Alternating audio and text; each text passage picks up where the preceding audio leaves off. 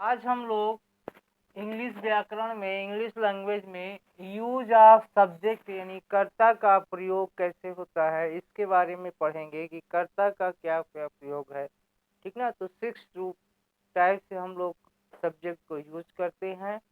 यहाँ पर आज सबसे पहले कर्ता केवल मुख्य रूप में यानी हेड वर्ड के रूप में जो प्रयोग होता है उसे हम लोग एक टेबल के माध्यम से समझते हैं। हम लोग सेंटेंस के 2 पार्ट किए हैं, सब्जेक्ट और predicate.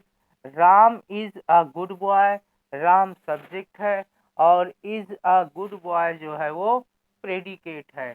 Hari will go there, दूसरा सेंटेंस जो है वो उसमें सब्जेक्ट जो है वो हरी है, विल गो देयर जो पार्ट है वो प्रेडिकेट में आता है। तो सबसे पहला जो टाइप है वो हेड वर्ड के रूप में, सब्जेक्ट का जो है हेड वर्ड के रूप में जो यूज हुआ है तो Ram is a good boy और हरी विल गो देयर। यहाँ पर सब्जेक्ट राम और हरी जो है वो हेड वर्ड के रूप में है। ठीक ना। या नाउन के रूप में भी कह सकते हैं। दूसरा जो है दो शब्द के रूप में, सब्जेक्ट को दो शब्द के रूप में कब यूज करते हैं, जब एक क्वालिफायर हो और दूसरा जो है वो हेड वर्ड हो। क्वालिफायर मीन्स होता है विशेषक, क्वालिफायर मीन्स होता है विशेषक यानी वो वर्ड जो विशेषता प्रकट करे। अर्थात जो दो सब्जेक्ट होंगे, दो वर्ड होंगे तो एक वर्ड जो है वो सब्जेक्ट की जो मुख्य शब्द है उसकी क्या करेगा, विशेषता प्रकट करेगा। ठीक ना। यहाँ पर इसे हम टेबल के माध्यम से समझते हैं। सब्जेक्ट के हमने 2 पार्ट किए हैं, क्वालिफायर और हेडवर्ड, बाकी इधर प्रेडिकेट है। अभी हम लोग जो है सब्जेक्ट के पार्ट पढ़ रहे हैं यानी सब्जेक्ट का यूज पढ़ रहे हैं, इसलिए अभी हम यहाँ पर दो शब्द वाले सब्जेक्ट को पढ़ रहे हैं कि कैसे सब्जेक्ट का दो शब्द के रूप में यूज होता है। तो एक क्वालिफायर और headword. That boy is my friend, यहाँ पर दैट और ये बॉय है ना, बॉय जो है वो हेडवर्ड है, दैट जो है वो क्वालिफायर है और इज माई फ्रेंड जो है वो सब क्या हो जाएगा, प्रेडिकेट हो जाएगा। ठीक ना।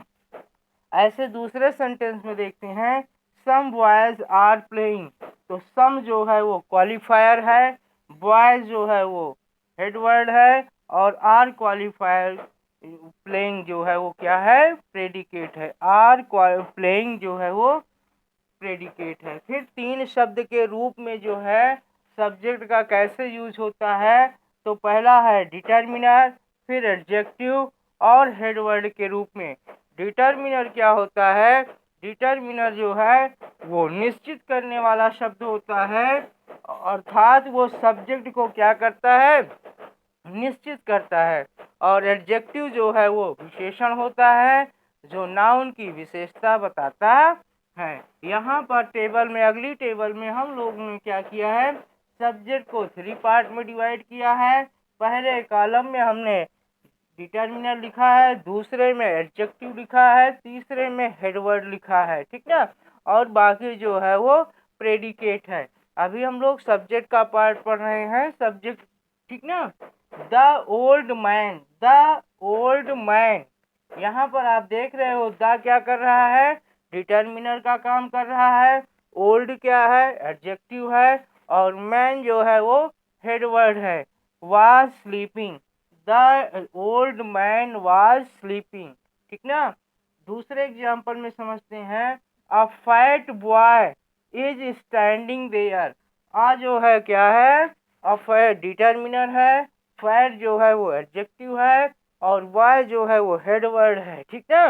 बाकी जो हिस्सा बचता है वो सब प्रेडिकेट में आता है। फिर अगले एग्जाम्पल में समझते हैं, some good boys were reading.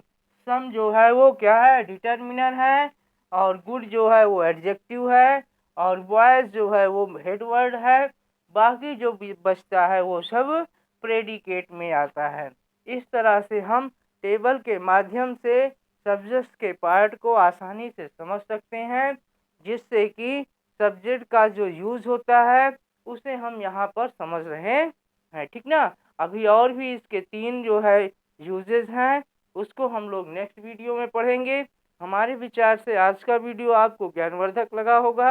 अगर ये वीडियो ज्ञानवर्धक लगा हो तो इसे आप लाइक करिए, ज़्यादा से ज़्यादा अपने फ्रेंड्स में शेयर करिए और अगर इस चैनल पर आप नए हैं तो इसे आप सब्सक्राइब करिए, जिससे आने वाली वीडियोज़ आपको रेगुलर मिलती रहें और आपका ज्ञानवर्धन होता रहे। धन्यवाद। Thank you.